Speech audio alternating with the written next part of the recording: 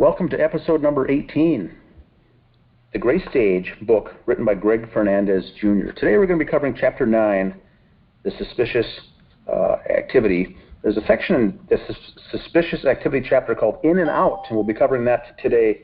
It is on pages in the hard copy book, in the actual book 77, 78, and 79. My name is Dan Hennen. We'll be joined here with the author Greg Fernandez, Jr.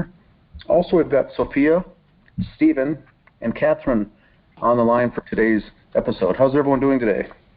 Doing good. Great, thanks, guys. Well, we've got an interesting chapter. You know, this suspicious activity is a very interesting chapter.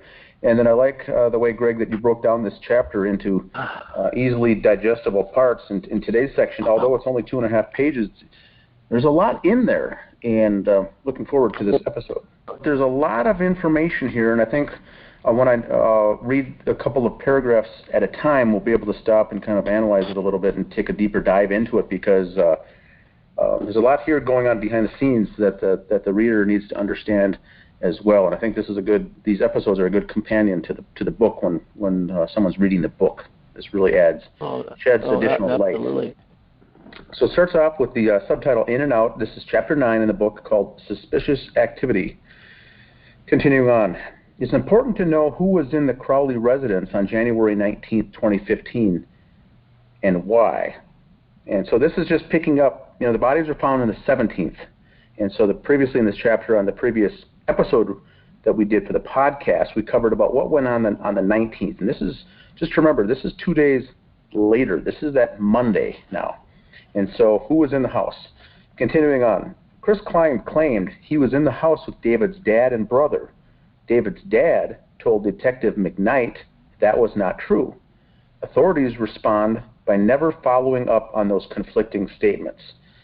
So right there, we're one paragraph in, and we've got conflicting stories. One can call them lies or half-truths or whatever they are, but it's mixed up. Continuing on. Another friend of David Crowley, Mason Hendricks, was one of several people in the house with Chris Klein on January 19th, 2015. Hendricks also worked with David on the Gray State project. Hendricks once told me the reason why the public received so little information a year after the deaths was because the Department of Homeland Security had to sign off on everything. Let's stop there. What's the Department of Homeland Security have to do with any of this is the first question. Maybe Stephen could answer this as a former law enforcement officer. His call got dropped again. It did? Okay, gotcha. Well, that's DHS right there. That's what it has to do. That's what's going on here, Dan. I mean, just his statement alone saying that the DHS had to sign off on a Crowley case is beyond laughable. I mean, it's ludicrous, it's ridiculous, and I'm pretty sure DHS has a whole lot better things to do. And the thing to keep in mind here is that it's a local, this was a local, big-time local case and potentially state case that drew the attention, but it was never in the federal realm, even though many of us suspected that it did have some impacts in the federal government, but certainly not the DHS. Now, the thing about Mason Hendricks is that he doesn't follow this statement up by saying, I'm just kidding, or this is a joke, or I'm just kind of exaggerating a little bit. This is actually what he said. He said this. And so, once again, it gets back into the question of why are the Gray State guys who worked on the project, why are they involved with the investigation at all? Why are they involved with whatever was going on with the investigation? And they kept seeming to come out of the woodwork with information that led us, people looking at the case, as if they were kind of on the leading edge.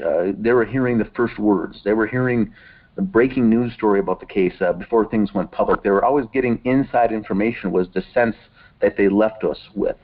Do we know why that would be, other than just the obvious reasons of trying to... I know we're dealing with narcissistic people to begin with, and everyone else is less than them, but they always gave us the feeling that, well, you guys don't know. You aren't in the know. You're not familiar with the case. You're not on the front lines. with his investigation. So that's the feeling I always seem to get dealing with comments like this. How did that not raise red flags with Apple Valley? I mean, with them staying in constant contact like that and asking questions about how the case is going.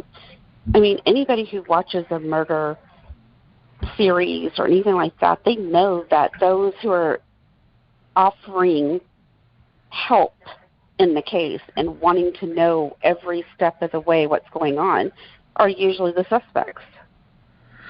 So do you guys think, too, that, and I'll just jump in here quick, then I'll bounce off for a minute.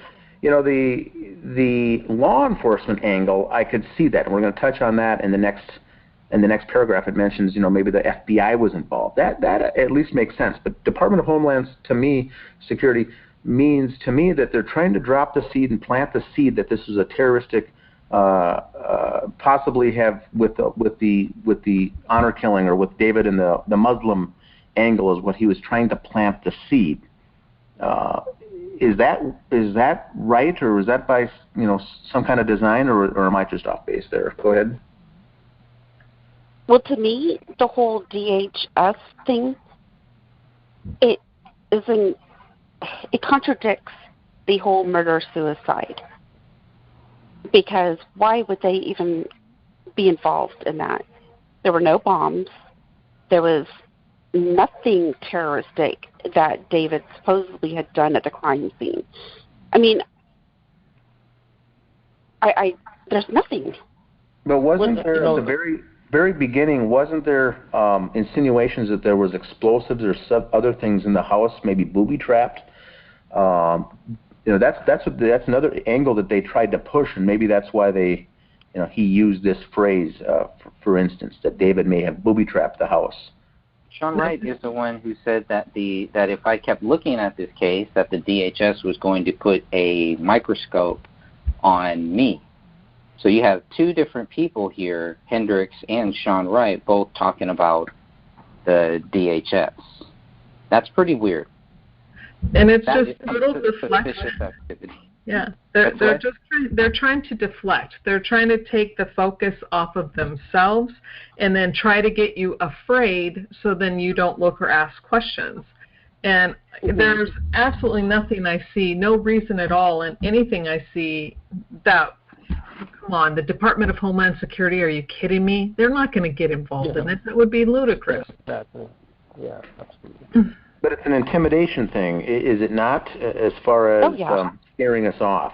Attempt, yeah, I'd say that. Yeah, that's kind of what we thought, whereas we took that and almost laughed it off. But at this point, they didn't know who they were dealing with here. That, you know, we knew, we've been around the block before, all of us on different cases, and so we're like, well, that's not how things work. So I still think at this point, when these comments were made to Greg, is that they still were under the impression that we were novice, armchair individuals, not knowing the big picture here is what I think they thought. They really tried to use the intimidation right away and bullying, and that's, they found out very fast that wasn't going to work. Yep. Now we got to go back to the beginning. We're still on January 19th. Why was anyone in the house at all? Yeah, they except for the cleaners. Yeah. Hey guys, I don't interrupt, but it's like the arsonist. He sits in the back of the crowd and watches the building burn down. He's now a fire watcher. He's gonna, it's the same with these guys. But the friction they're giving you guys, it was intimidation, and you guys aren't buying it. And DHS is not even. They don't even care. I agree. Are there any reasons why the DHS would be involved? I mean, what would it take, I guess, for the DHS to be involved in something like this? Terrorism,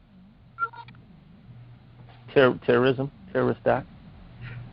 So there again, it's almost like Mason's, puts his foot in his mouth when he says that, because if this is a murder-suicide, there is no terrorism per se. Mm-hmm.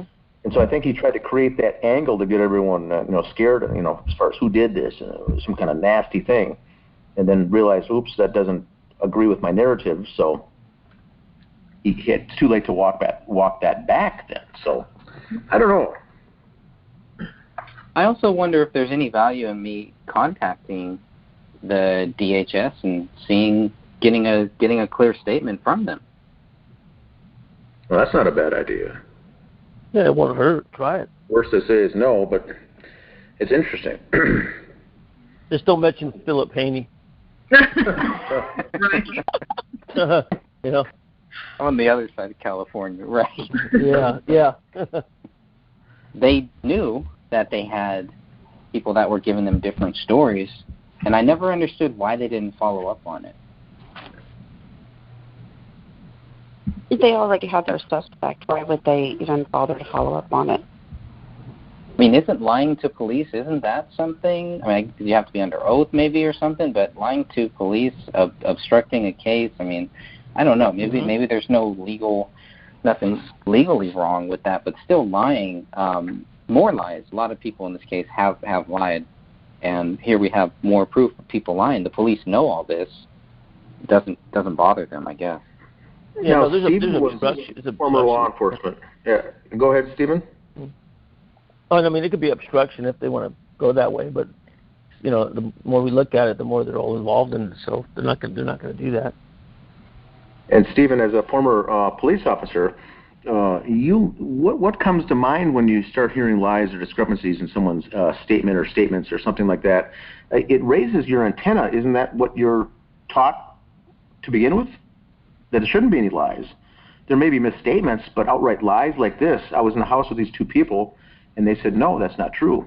As a police officer, if you're wearing that cap as a detective, even though you may have already have your suspect and the case is closed, that would still raise your eyebrow as to what would cause someone to lie. Why would you make that statement like that? Do you think their ears perked up on that, or do you think they didn't even care? You know what? I don't know. I think they don't care. It's way past. I mean, this is a conspiracy. You know, we're not finding the answers. We have mutilation. We have a sloppy crime scene. We have Freemasons and everything else involved. And you know, and you guys are pushing it. And these guys are the friction you're getting from these other fellas, right? And Hendricks and everything else. I mean, you know, walk away. They're not walking away. Every time you go at them, they're going to rebut it or whatever. And it's I think it's past their 15 minutes of fame, maybe too. You know what I mean? Mm-hmm. I mean, there's some other motives involved with these guys. They have stars, you know, in their eyes. I mean, this is a good project.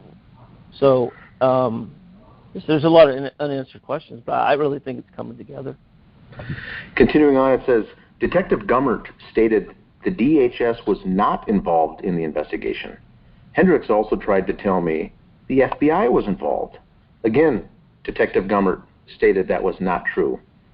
And so we've got, you know, previously when the show started, we talked about Detective McKnight, and now we got Detective Gummert. So we're not getting the discrepancies with the same officer each time. They're with different people, and they know lies or misinformation is being sent out or seeded or planted the seeds. And so it's interesting how many of the detectives here are involved with just coming face to face with the actual lies that were being done in a case like this. It wasn't just one bad guy or one person that something slipped through the cracks, but it's over and over a multitude of the entire staff. Now it goes on to say that Mason Hendricks stated he and a group of others searched the house and the attic on January 19th, looking for anything that would help them understand why David was guilty. Where do we want to jump off on this one? They're going to go collect whatever evidence they left for something behind. I mean, you know. So if they're in the attic, on January 19th, they don't see any bullet there. Touche. At one point, Mason Hendricks told me that, and this is Dan, he told me that they were there kind of cleaning things up and getting things ready for the family. Sidra, maybe the Alam family, organizing some of the belongings that Kamel had. You know, they were trying to organize things. He didn't mention anything about being in the attic and searching for stuff. Yeah, right. Yeah, no, you're right. Yeah, those are two separate days. They tried to spin it off on two separate times were in the house, but I got them backed in on the date, and once again, they used two different reasons why we're in their house, and it turned out to be the same day, which relates back to that 911 call from neighbors when the cleaners weren't done or even maybe not even started yet. The question remains, why were they in the house at all? Whether they're gathering things or whether they're cleaning or searching for things. Any correspondence we had with those individuals on this, we kept hearing that they were all in mourning and in a state of emotional and not to get involved with this because they're so busy trying to just gather this, understand it all. But yeah, we find out later that they were in the house doing things, and they weren't mourning at all, as far as I know. Yeah, it doesn't seem like it. And the fact that they go right away and they're saying that they're trying to find a reason why David was guilty. Oh, woe is them. And it's just not the behavior of people who, if that was your friend, how many of us would, just find it and take it upon ourselves to walk into our friend's house that hasn't even been cleaned up yet just so we can start our own investigation when the police haven't just barely begun theirs, and then turn around and condemn others who are trying to say, hey, this stuff isn't adding up. They want to condemn us and attack us because we're looking at this and saying, hey, this isn't right. But then they want us to feel sorry for them because, they went into the house the next day or 2 days later. It's just insane. Well, it's like what you said earlier. It's all just deflection. Yeah. Mm-hmm. Now, the other thing I was going to add... Go ahead. The other thing I was going to add is when I first confronted Mason with this, I said the cleaners weren't done yet, and it was still, one could call it a biohazard scene. Yep. The smell would have been so bad. Yep. There could have been, maggots, insects in the house. From this is 3 weeks of decay is what was the story back then. I said, how can you go in there? What was it like? And I said, what kind of masks did you use when you entered the house? I said, Mason, you know how bad the house would have smelt? And you were in there fooling around? I said, the hazardous team or the cleaning crew hasn't even been there yet to essentially defumigate, and it would have been a rotting corpses in that house. And so I got him stumbled there when he couldn't answer the fact of what kind of headgear or mask was he wearing or oxygen supply when he went into that house.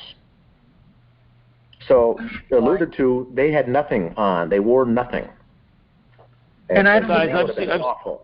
I'm sorry. Hey, Dan, I've seen a few bodies after a couple of weeks, and usually it was like spring towards summer, but it was, in the Bay Area, and it's not super hot, and you can't even, it's usually somebody calls from upstairs in an apartment after 2 weeks. That's how bad it is. And you go in there with Vicks under your nose, and let me tell you something, you hit it on the nose.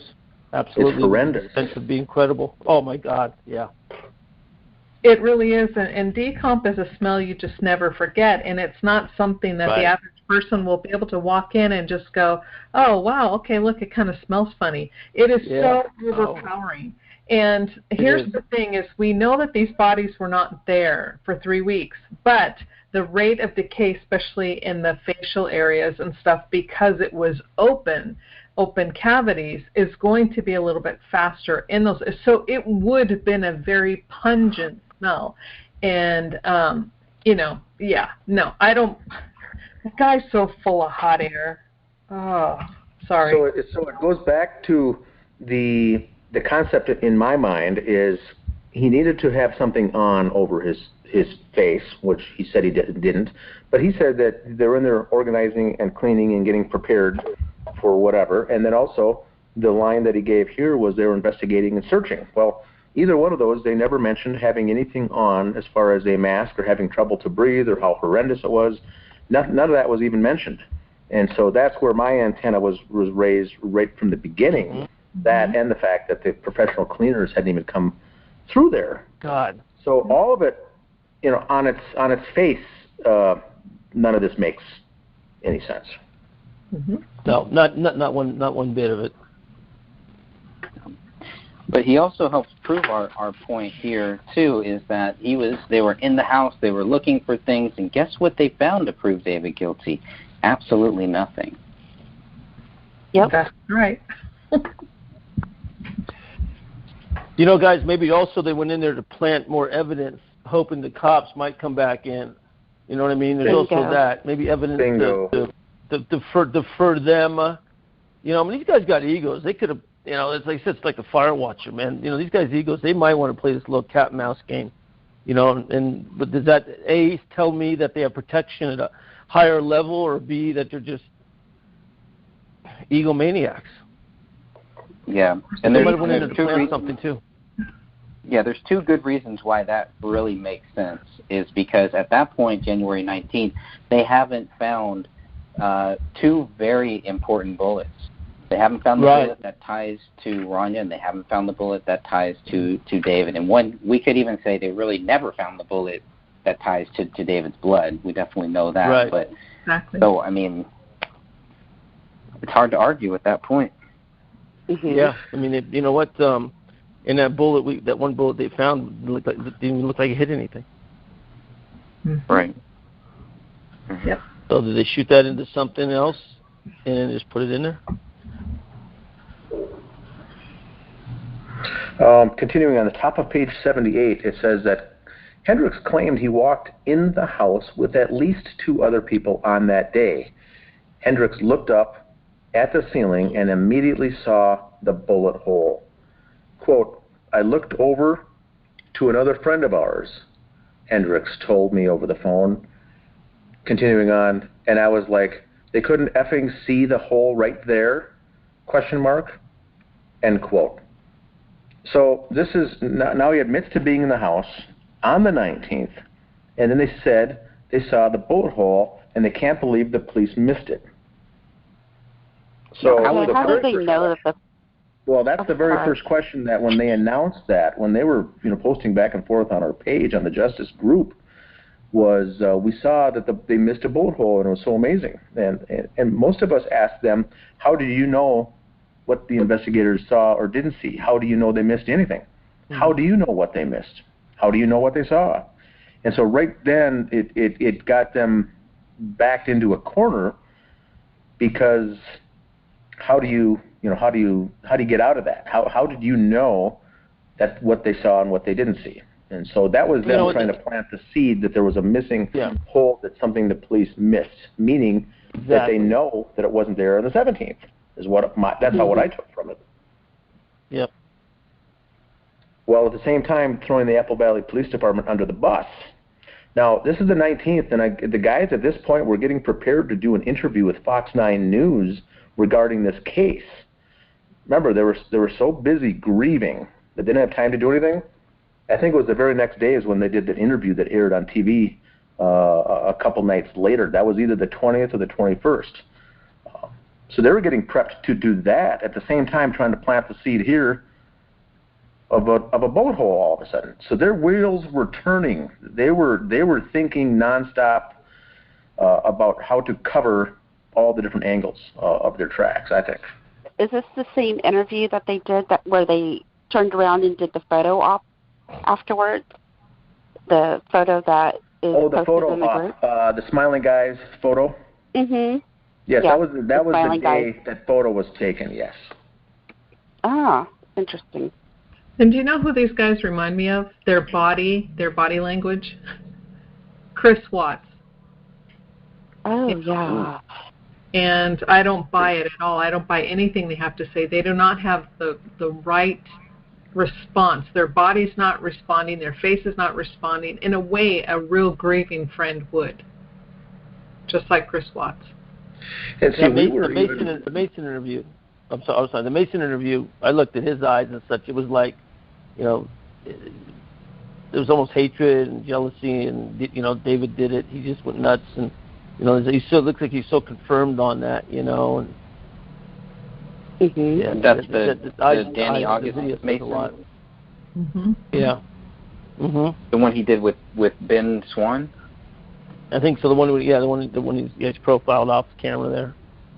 Where he couldn't sit still and he was all shifty. You can probably notice he never did any interviews after that, as far as I know. Hey, you know what, guys? Though, let's take Ego and look into it. And I know that it was Dan Mason that didn't want to sign the NDA on this.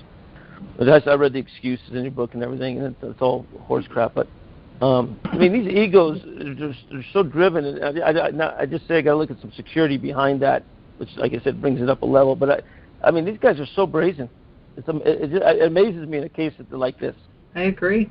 Yeah, I don't know why they just didn't stay silent the whole time. Why are they out there doing this, talking about this stuff? They know people are going to be like, well, wait a minute.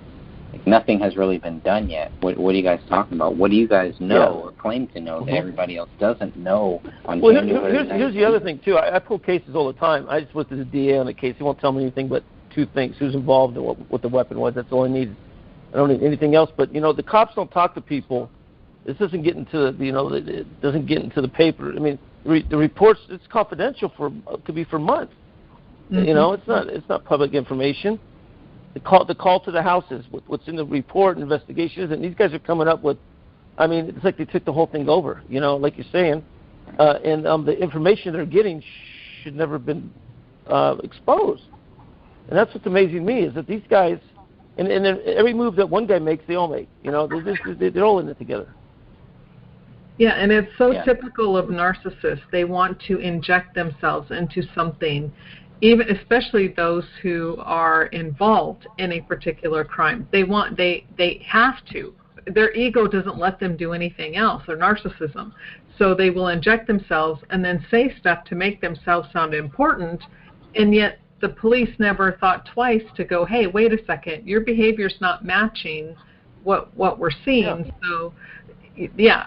At that point, I do fault the AVPD, but, again, at the same time, I give them a break because this had been their first, well, there were 3 murders, but the first murder case they had handled in over 6 or 7 years at this point.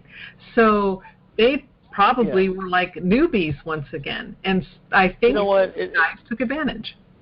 I know, but, Catherine, the only thing related to the Marshall case, there's 3 bodies there, too.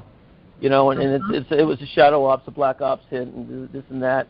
And like I said, the difference between the 2 homicides is one sloppy and one was surgical. That's it. I mean, everything else. So where's the motive? Where does it stop? In Calvert County, you have my reputation up there for 30 years. Is they've always been corrupt. For a short time I don't think they were, but more or less, all those counties. And they cover up. The agency comes in like that, and the CIA or whoever it is, Homeland Security, DHS, they're going to take it over. And Calvert is going to go with the narrative.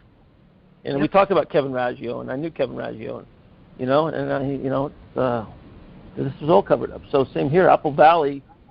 When they got these knuckleheads running around wrecking crime scenes and stuff, and finding bullets and all sorts of crap. I mean, this is so abnormal. It's just ridiculous. Yeah. I mean, it is. Yeah. Continuing on, it says, how did Hendricks know the police missed the bullet hole? More so, why didn't Hendricks or anyone else in the house with him inform authorities about the bullet hole? Especially if they knew that police were unaware. See, that's another thing. We never get them saying, boy, we found this bullet hole, and, 5 minutes later when I called police, this and that happened. They never contacted the police. They never contacted anyone. They were just so jumping up and down, excited that they found something that the police failed at. They're willing to throw them under the bus for this, while at the same time being set up for potential interviews as the close family friends of these guys, of the victims, and how sombering this whole thing was, and what an emotional wreck they all are. Well, it's just bizarre. Now, Hendricks was wrong when he claimed David's blood was on the bullet. He was wrong when he said it was proven that item 57 came from David's gun. He was wrong when he said David's fingerprints were on the gun.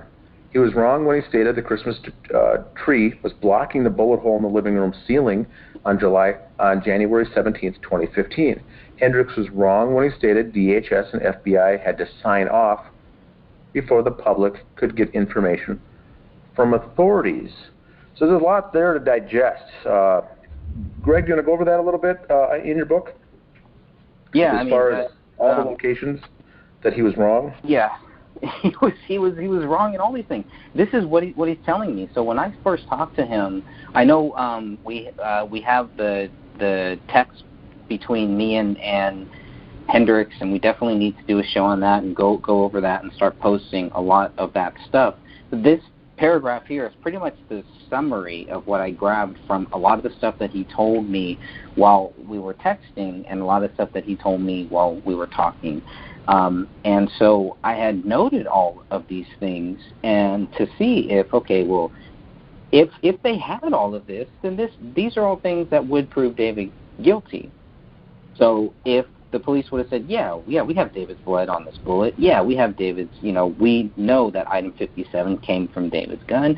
Yeah, we know we have David's fingerprints here. His fingerprints were there. There was a few other places. Hendricks said that the fingerprints were on the laptop, that there were footprints all over that house, that there were bombs, that the police called bomb squad. There's a few other lies, a few other things that Hendricks told me that all ended up not to be true. And at that point, it's like, well, okay, first of all, why should I take anything that you say seriously? And that's why a lot of the stuff I ended up taking out of this book, because it's like, well, I don't want to get into the he said, she said thing. It's like, dude, you're wrong. You are completely wrong. The facts prove you wrong.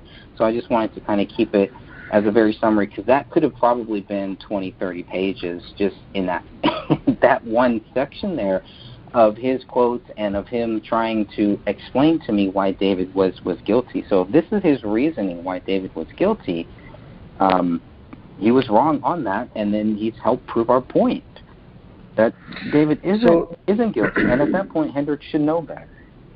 So there's a difference that we bring up a lot of times in various cases like this. There's two different words. One is misinformation and one is disinformation. And the only difference between those two in a case like this is the word intent. Misinformation is someone got something wrong. He thought it was right and it wasn't right. Disinformation is saying something purposely to sidetrack or to derail the conversation or derail the investigation on purpose. And so right here, Greg, you've got 5, 6, 7 instances of Mason Hendricks, what I call using disinformation on purpose to lead you down a wrong track. And did he ever come back and say that, oh, he got it wrong, or it was misinformation, or he apologized for getting it wrong?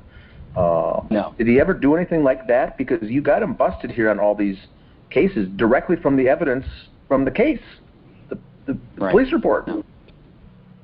No, because by the time that we had gotten all of the data that proved it, I had stopped talking to him, because I don't talk with people that lie to me. If you want to tell me your story, if you want to contact me and tell me what happened with David, if you were there, if you have some information, et cetera, I'll give you that time. I gave a lot of these goons that time to tell me that. But once they started lying to me, then I'm just going to document it and I'm going to call you out on it. And that's pretty much all that happened there. So by the time that we actually got that stuff, and if he ever does want to do something live, if Hendricks ever, has the courage to actually, do something live where we actually go through these things that we're talking about here, he is more than welcome to contact me. He can go to thegraystage@gmail.com and he can send me something there, and he can counter any of the stuff that we're saying here. This is all factual stuff that he said that he has been proven wrong on. So I would love for him to come out and say, you know what, I was wrong. You guys are right, because that's what the truth is. Yeah, it's very interesting, the whole thing, because he was coming at you, hot and heavy with all these phrases from the beginning, and then once the police report and the evidence and everything came out, we got it, and then was able to go through and dissect each one of these, and really leaves us with the question of, did he just happen to get it wrong, or was this done on purpose to lead you down the wrong path? So, at one point he says it's obvious that the police missed the hole. Anyone could see the hole. And then he says, well, the Christmas tree was in the way, so maybe that's why they missed it. And so he makes contradictory statements like that as well.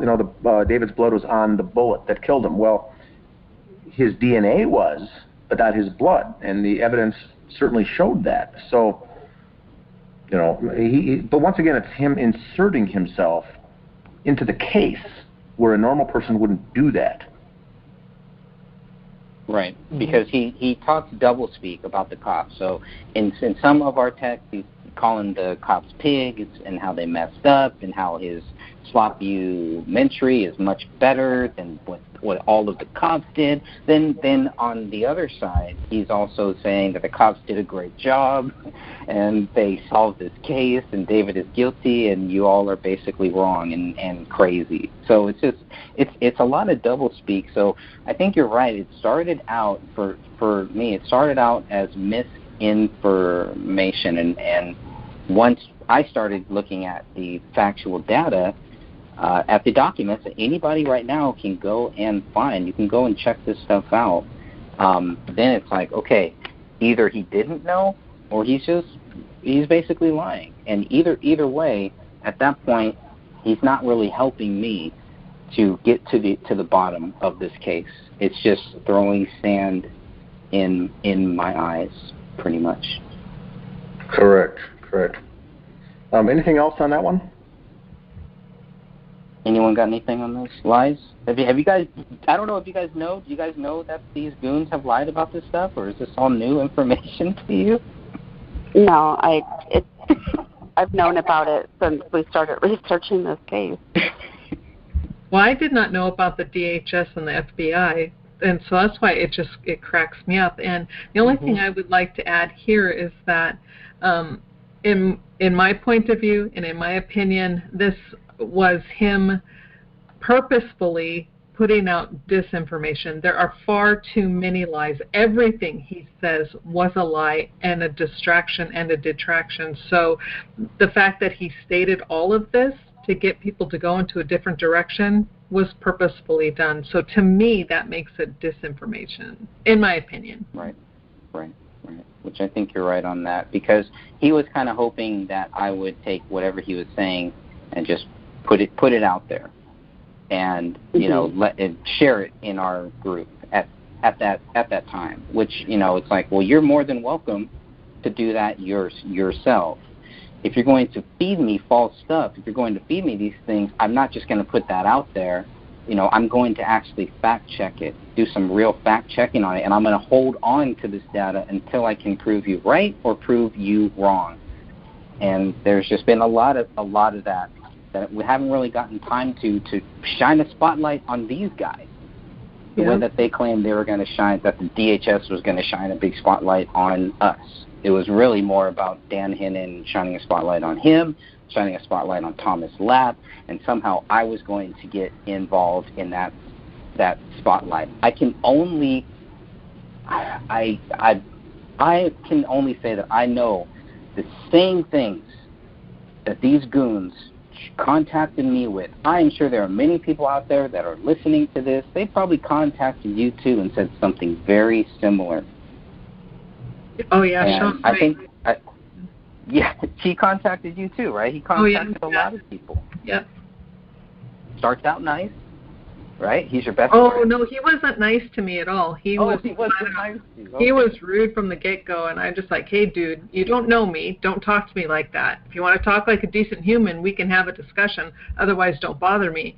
And, then he pulled it back for a second, but then all of a sudden it's like, you guys don't know what you're doing. You're da-da-da-da-da, knock it off. And I'm like, don't tell me what to do. You don't even know me. Don't tell me what to do. Yeah.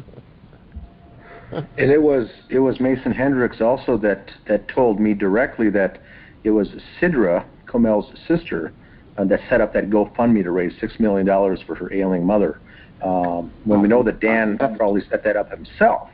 And so he wanted to steer that away to make it look like it was done in good faith as well. And so, once again, I've got those screenshots, and I saved the correspondence. And It's all very interesting. Now, for the newer listeners out there, and I think Stephen could benefit from this as well because he's fairly new into the case.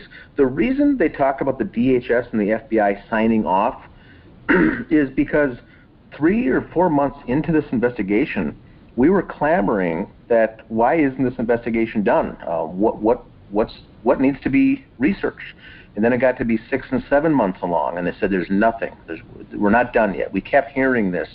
And then it got to be 9, 10 months along, and they said the investigation is we're still wrapping up. And what we said was, if this is all nice and tied off in a nice little bow and this was an easy investigation, what's taking so long? And so it came to be the January the year later that the investigation was done. It took a full year. And now looking at some of the the details in the reports, they were waiting on a lot of things to come back and whatnot. But that's when we kept pushing is when Mason Hendricks responded back by it needs to have federal sign-off before they can do it, before it can be released to the public. And so that's when those kind of things came in. Then he said, the FBI has got to sign off on all this. And so it was using it to placate us to say, just hang tight. It's more of a stall tactic because it's not ready yet. It's not done. The reports and everything isn't done. It's not complete yet. But we were saying, why wouldn't a case like this, the investigation, be wrapped up in a month or two or 3 months? Sure. Certainly not 6 months. Exactly. And so I wrote my first article when this was 9 months old by saying, how can this possibly take this long when we have all the information you need? Official narrative, that is. I said, here, I went through my whole list when I wrote that first article about the case. 9 months in, we still didn't know anything. And so all that was going on those first 9 months was banter back and forth between people and members of the group and characters like this. But then once that investigation got done, all this started making more sense. But that's where that came from. He was using it as an excuse that they needed to sign off on everything. Right. Well, the way you explain it, Dan, and I am catching up with that part of it today, was very interesting, like Catherine said about a DHS and the feds. But what does he have a connection there? I mean, if he was comfortable saying that, blurting that out, as brazen as he is, maybe they'll throw him under the bus now. But at that time, he felt he was untouchable, and if he acted like that, I mean, like you say, it's not normal for even narcissists and stuff. But this is a serious murder case. This is, like I said, a house fire or something. And he comes out that brazen, and those are some of his first statements. He's comfortable stating that. I mean, think that maybe these guys were the hit guys, It does go up higher. Apple Valley, taking that long for a case like this. At the Philip Marshall case, they closed that in Greg, less than a month, right? Yeah. And they actually had a whole summary. They gave us a whole summary of everything that they exactly. These guys here. Dan, you're absolutely right. I mean, Apple Valley is they're just playing dumb. They're playing dumb, acting dumb. I'm sorry, acting dumb. I mean, it's Dan. There's no. The questions are stellar and the answers are, feeble. Yeah, because there was also times that we were in communication with the detectives at the time, or at least Gummert was the lead detective, and I would shoot him an email every couple of months and just saying, what is the status with the investigation? And they would respond. He'd say, we're probably looking at another month before we get it finalized. And then the next time I asked, he said, it's going to be another month or another few more weeks to go. We're putting the finishing touches on all this.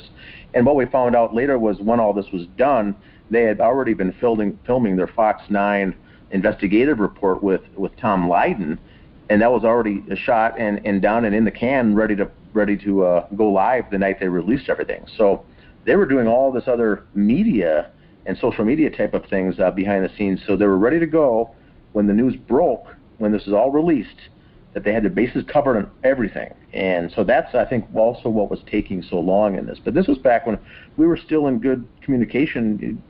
Greg was talking to Gummert, I was, and things like that. So we were getting email responses, from those guys. They just kept delaying it. We thought maybe it's a stall tactic because at that point we just still didn't know if it was a cover-up or what the story was. Because in some of these cases they never get they never get concluded, and therefore you can never ask questions or file a FOIA until the case is complete. So we thought at this point, those of us who were right on the case from the very beginning thought they're never going to finish this case, so they can never allow us to do a FOIA request on anything to get any of the information. Sure. Absolutely. And so once they did, a year later, then we started getting the data that we needed. But at first, we didn't know if we were hemming and hawing, thinking, are they being legit? They're trying to, wrap this up, or are we going to be hearing this for the next 15 years that they're still wrapping it up and it's still open? But sometimes they'll keep cases open like that on purpose, so the public can't get any information. Mm-hmm. Absolutely. Yep. And it's also interesting that when... Go ahead, Steve. Oh, I just say, how long did the Warren report take, right? Right. I mean, really. Yeah, and there's still a lot of questions on that one today. Well, yeah, but anyway. But no, that's a long time, Dan. Yeah. And even after we did get, because remember, at first, all that we got was 94 pages of police reports, and then we got 464 photos. That was it. We didn't get any DNA stuff. We didn't get any coroner stuff. We didn't get any of the phone records, the financial records, none of that. We had none of that stuff. So during most of this time when I'm talking with these goons, I don't know any of that stuff yet. So I don't have any counters, and they know that too. So they're free to tell me whatever they want to, knowing that I can either take it seriously or I can try to, keep my mouth shut, or I can say that they're wrong, with them knowing that I don't have the facts to prove that they're wrong at that time. Obviously, later on, all of that changed. That's kind of the thing, if I only knew then what I know now, maybe their answers would have been a lot different. But there's a lot of stuff like that. So we didn't know. And in the 94 pages that we got, all of these things, the only things that were censored, they didn't censor any phone numbers, any addresses, anything like that. I did all of that. The only thing that was censored was any mention of the blood writing or of the Quran. That was it. They mentioned notes, but they didn't say what was on those notes. They tried to hide all of that stuff from us. The Muslim angle was the censored. Muslim angle. Thank you. Yeah. Yes. Yeah.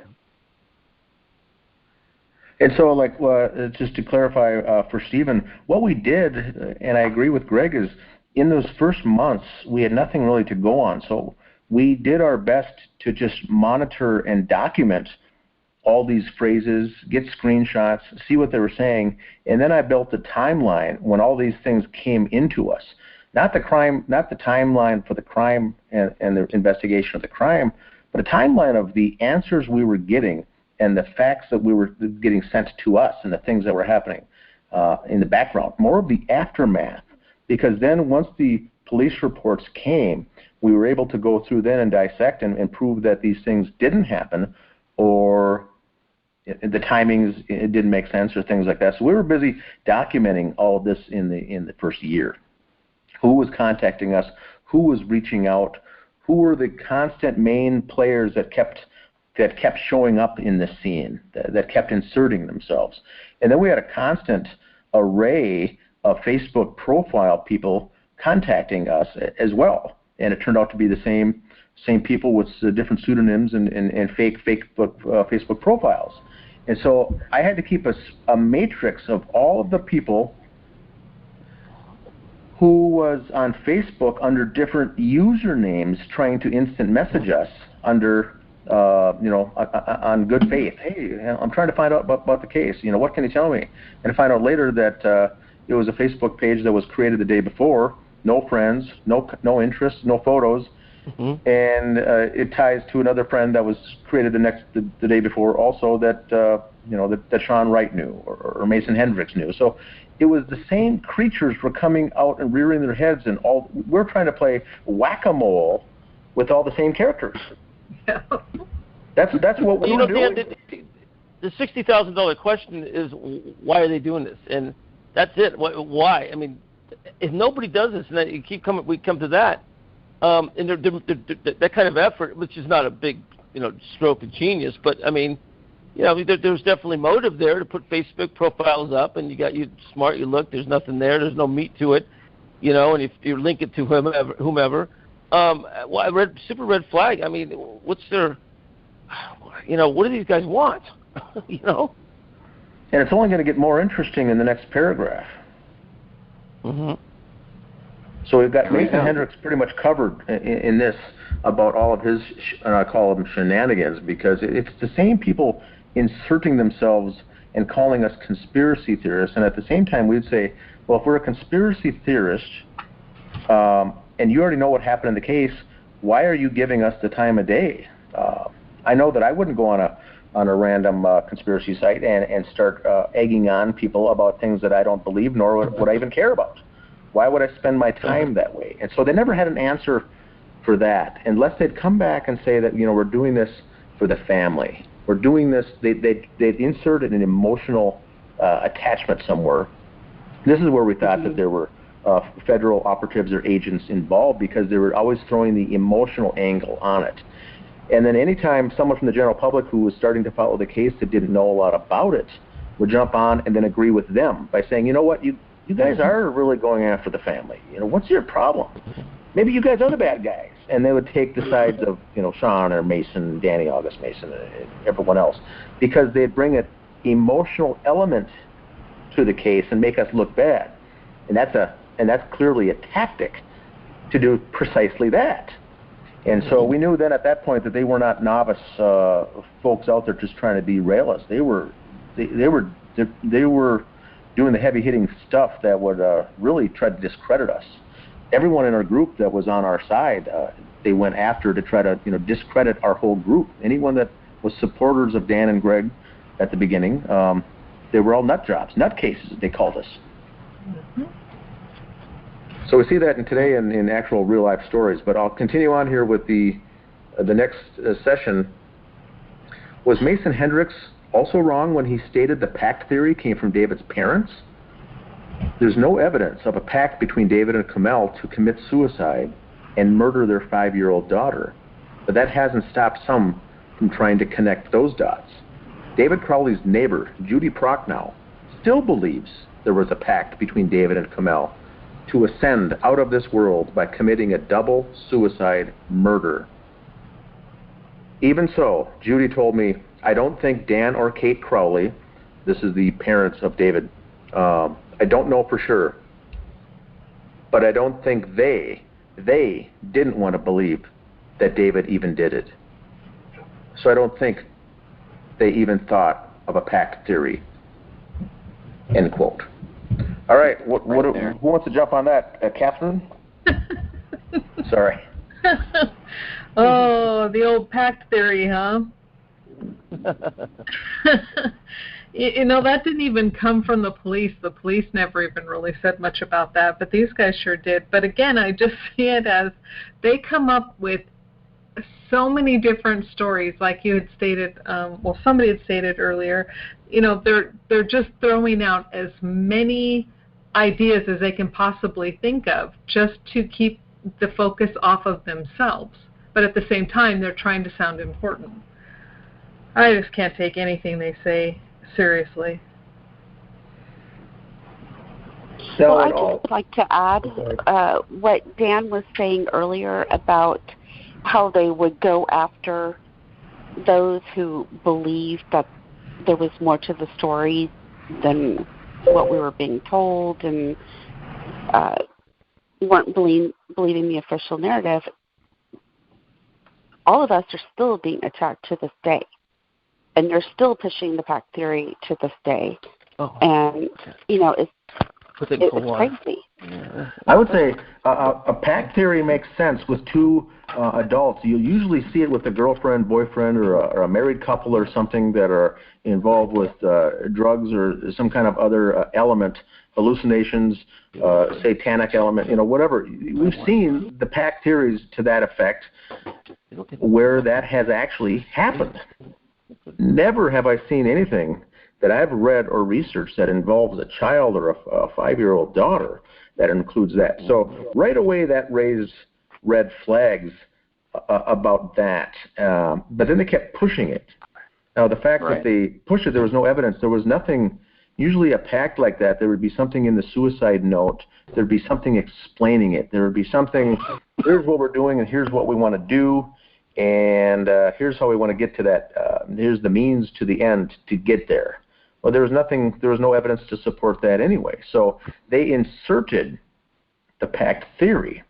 And now we get Judy Prochnow, the neighbor, who comes in and gets involved, because now we've got to ask the next question is why is she, a neighbor, seemingly has nothing to do with the case other than just being a neighbor, inserting herself into a Justice for David Crowley Facebook group. And so then Yes. she comes in now and starts, taking sides on different things. And then, this was, her first appearance was February 14th of 2015. Just less than a month after everything started and everything, she was quiet. Then she came on full force in February. But she also agrees to this day that there's a pact in all of this, all of these things. But there's no support. There's no evidence. There's no documentation. There's nothing ever to say that here's where we got that from or here's why we believe it. There'd be more notes. It wouldn't. I mean, the thing is so sloppy, and no, there's a pack theory like that. No, it would have been. Maybe if a guy went nuts, he still loves his family, so it wouldn't be that messy. There's no pack theory.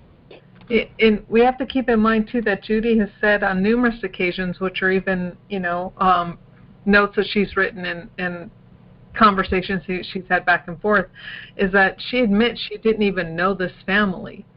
So if she doesn't know the family, how does she feel qualified to even make a judgment call based on a pact theory that's coming from someone that has been lying to her? How does that make sense?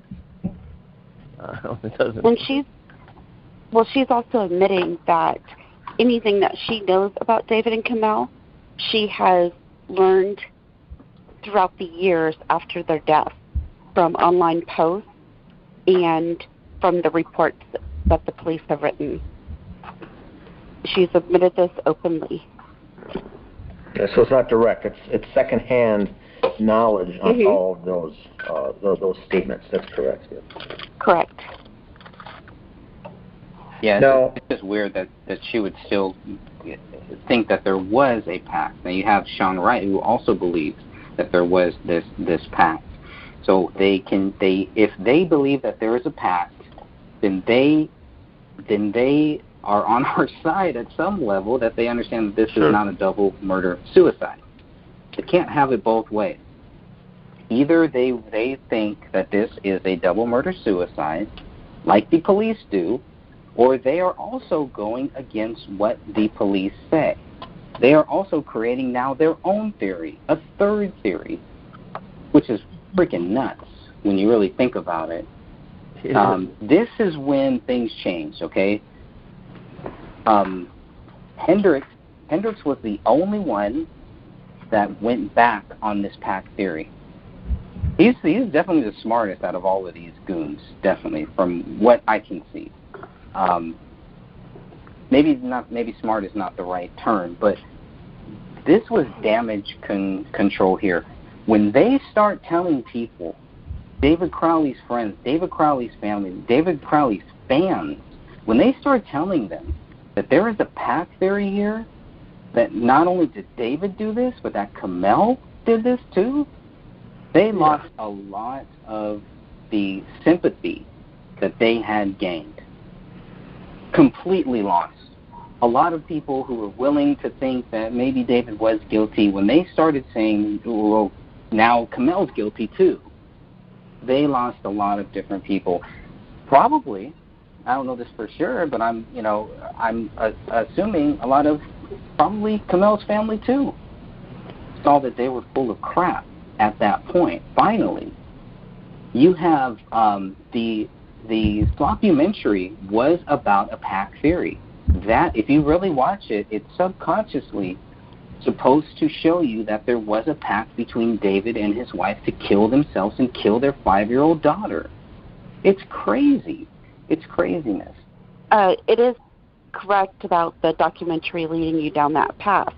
And they used the recordings that Kamel and David made at the end of August and then again at the end of October as their reasons for why they're saying it's a pack theory, and that Kamel put the idea into David's head. This is not coming from me. This is coming from them. And if you listen to those recordings with headphones on, you can hear where the edits took place for them to put it into the documentary. So we're not hearing the true recordings. We're hearing edited, highly edited versions of them, the recordings, that they wanted us to hear in that documentary to lead us down that path that, yes, Kamel was supposedly crazy, and I'm saying that in quotation marks, and that she and David made this pact, and then at the very end, you know, they committed this horrendous act. So here's a statement. I think, Greg, see if you'll agree with this. This is very early when this was all first happening and everything was boiling over. They said it was a pact, and then, like you said, is they lost a lot of support from what I would say is the mothers and the females and mothers out there, because they automatically says, wait, are you suggesting Kamel was in on murdering our daughter? What parent would even do that?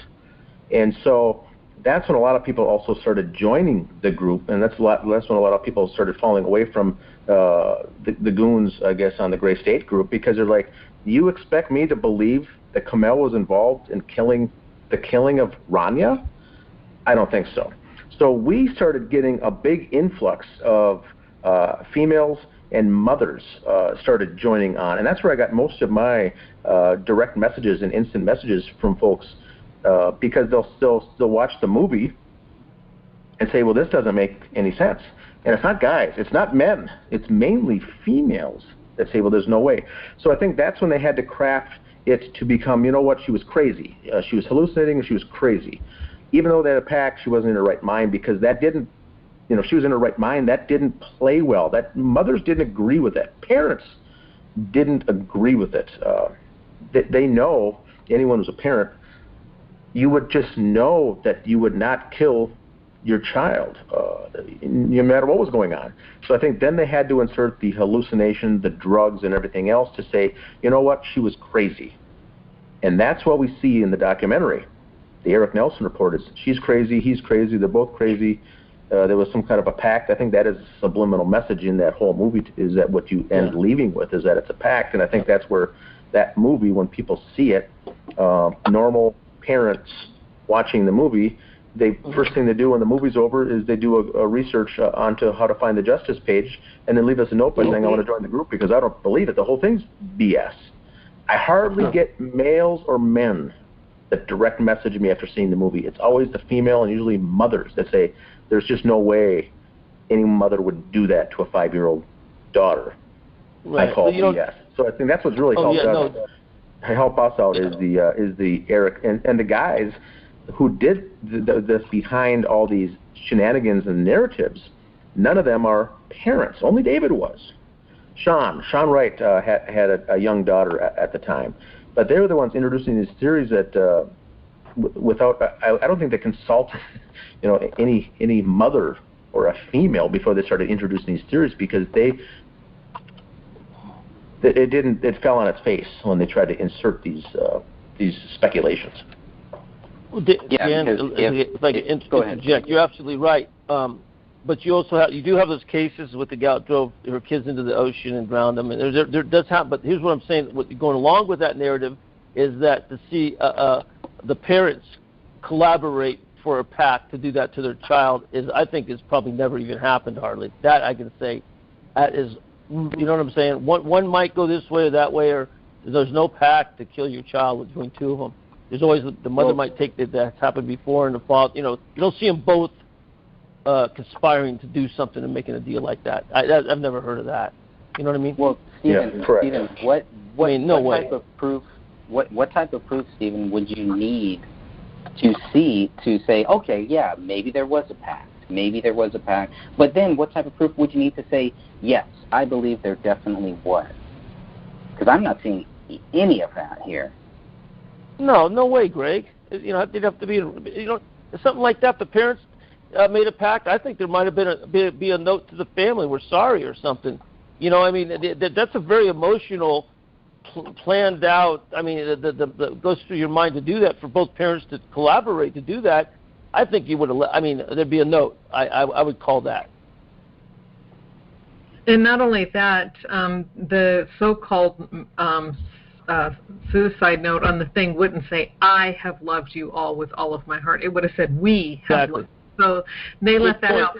And another point I wanted to bring out, too, that these numbnuts didn't think about is that we have it on, there's audio of when, Camilla's talking to David, and she's asking, well, am I crazy? A crazy person doesn't ask if they're crazy. They don't know that. They're so far gone they can't see that they're crazy. Yeah.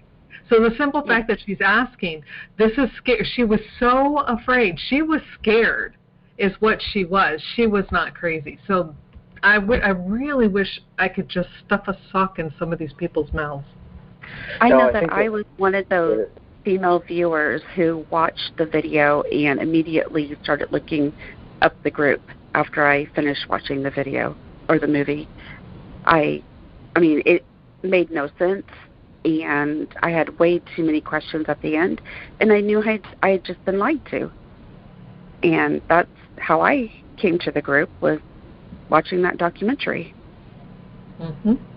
Yeah, I think that's the main demographic is the parents or mothers or females that have children that they watch it and they're flabbergasted.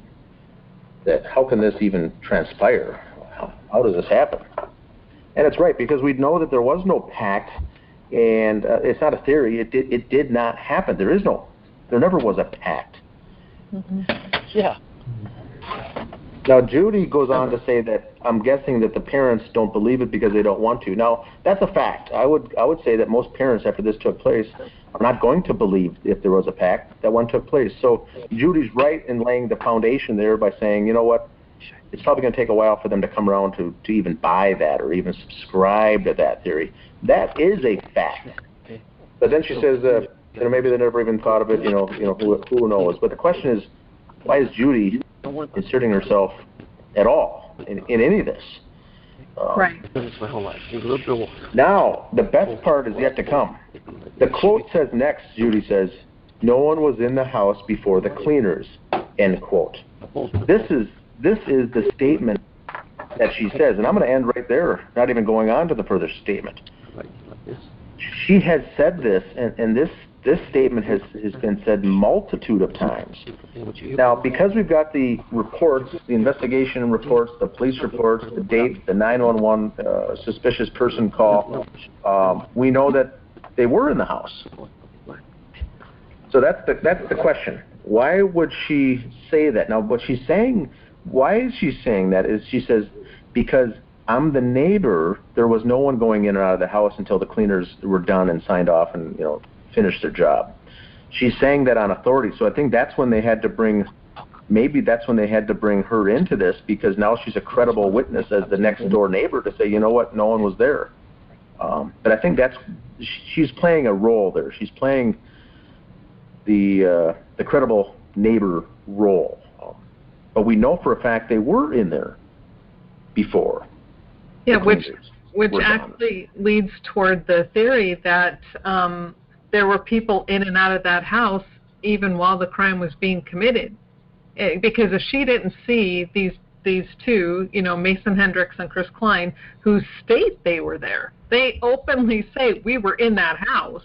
And then Judy's like, well, no, nobody was there. Well, obviously she wasn't good enough she wasn't as astute of an Oh, you know what? She's Gladys Kravitz, guys. You know what? I looked at the proximity of the residence, and you know what? There's no way you couldn't miss it. I'm still surprised that they didn't hear the gunshots. I mean, really. I mean, she's watching out that window every day. Yep. Yeah, that's it. I mean, come on. That's what I'm My call. I call her Mrs. So is she protecting the Gray State guys then? No, somebody got to her. Somebody with a federal badge got to her. That somebody walked in there, or even could have been a sergeant from the department. Some sort of authority. Yes, Sophia, they got in there, got to her. Yeah. She got some backlash. She got a lot of backlash from the Gray State goons after our quote-unquote debate that I did with her for some of her statements. And this was one of those statements there that I know she got, or maybe she doesn't know that she got backlash. They may not have even told her, but they told me. So I know that there was some backlash based on some of these statements that she had made that the Gray State goons had countered. Yeah, I think Catherine had the best statement there that Mason himself has agreed and said it in writing publicly that he was in the house before the cleaners were done, admitted to it. So the question comes into play as to why is she inserting herself, or why was she told to make that statement, or why did she push so heavy on that statement? And it only concludes is she compromised, or is she doing the bidding of someone else? Did someone talk to her to say, you know what, you got to set that record straight, because we're going to have egg on our face if we find out other people were in there. And so maybe someone with the badge did say, you know what, set the story straight on this, because we're going to look incompetent if this story gets out as to what actually happened. So that could very well be the case. But I think that she was playing a role there. She was, Dan. If I was a crooked investigator, I would get to all those neighbors and I would get them on our narrative right away. As soon as the cops show up, that's official narrative. I don't care what anybody else says. And Chris Klein can go over and bring him, a bunt cake. That's not going to mean anything. First time, boom, authorities, what happened, and give them the narrative. Just like in the grassy knolls, and everybody saw the smoke. Hey, give them the narrative. That's what happened. The next sentence is very telling, because once again it gives us the answer. Judy goes on to say that, quote, Chris Klein and them were in the house the day after the cleaners called about finding the bullet, end quote. Or Greg goes on to say then that when I reminded Judy that Klein was in the house on January 19th, she responded with, quote, well, the cops might have said that, but they weren't. Judy believes Chris Klein was just wrong about the date he was at the Crowley home. He just must have gotten the dates mixed up, end quote. Wow. See, this She's still repeating that. They're backtracking. Now you're starting to backpedal on some of the things, saying you got it wrong. So when I go and get the suspicious report for the FOIA request for that 9/11, when I get the 9/11 phone call on the 19th, that's when the phone call with the neighbor called for suspicious activity in the house. That was the 19th. That was not wrong. The 9/11 dispatch didn't get it wrong. That was the 19th. Cleaners weren't done until the 20th or after. So that which feeds into what Stephen was just saying. It feeds into the fact that there's a narrative break here, and someone's trying to fix it. Right. And so this is all we're dealing with here. It's a lot of just hearsay to try to fix the problem. They don't want the neighbor's narrative to be their own narrative if it goes above the pay grade of Apple Valley. Okay, I mean, we're taking care of this quickly. And who's first on the scene? Apple Valley. They knew what was going on. If it was the FBI first on the scene with black suits and white shirts and ties, it'd be a different story. That would be the narrative she'd have. Didn't see anything. It'd be like Men in Black. Give her the zapper. Same thing. It's just somebody got to her because there's some slides missing in that video, like you said, Dan. Something's missing right there in the narrative. It's like a change of heart, or that's a narrative that she's going with, and it's interesting to note too that she doesn't follow it up or end her statement with, I could be wrong, or this is what I think is true, but I'm open to any other scenarios. She's insisting that this happened on this date and on this time. She's insisting. She is not planting the seed and hoping for you to buy it. She's insisting that you believe her story with no evidence is what she's doing. Dan, that Dan, that's exactly right. The badges show up. They're the authority. This is what you're going to say. She's the closest. If you went across talk to a couple more neighbors, I bet you they can tell you the same thing, because that's what they did. They went in there. She said she's the eyewitness to whatever happened. We know it's a murder and it's a cover-up. But she's the eyewitness. We need her on our side. Here's her narrative. You hit it right on, Dan. And it wasn't anyone else. It wasn't Sean Wright making these statements, or Mason, or Danny August Mason. It was Judy, because she was the next door neighbor. It had to come from her mouth to lend credibility to that what she was saying was true.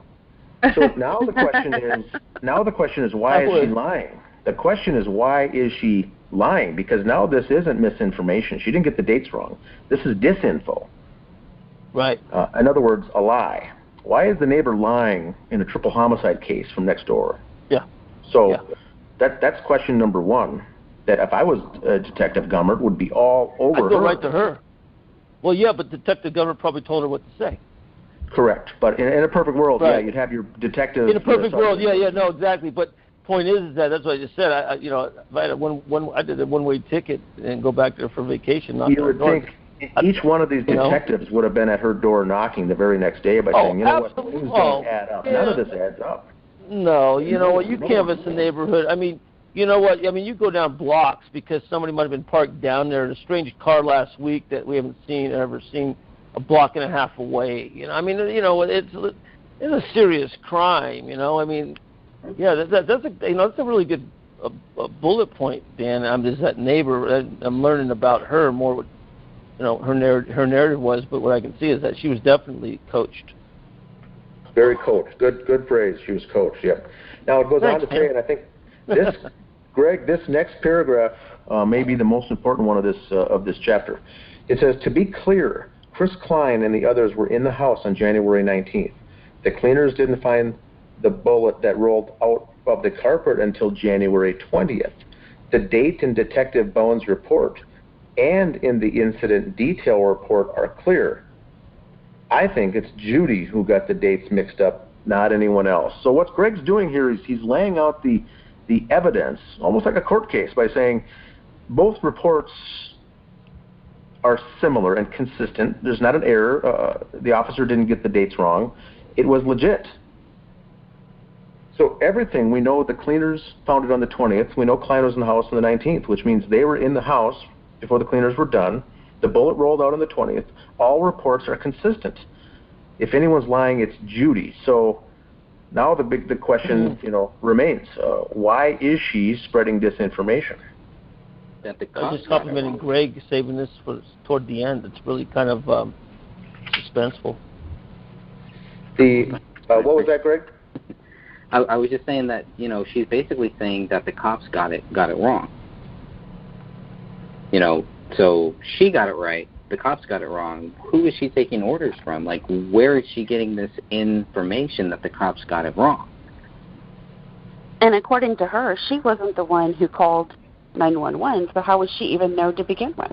She would have to know the person who called 911 at least. Right? Hey, you know what? She's recanting or changing statements. Somebody else got to her. Different narrative. Mm-hmm. That was another thing that got her. That's it, man. I mean, you got the gospel with the badge, timely on the murder case, and all of a sudden she's saying something else. I mean, that tells me it came from the top. I mean, or somebody else in higher rank or whatever. And by the way, it's a narrative, more toward, murder, suicide, or homicide. 3 homicides. What's her narrative changed toward more? Is it an advantage to the investigation or not?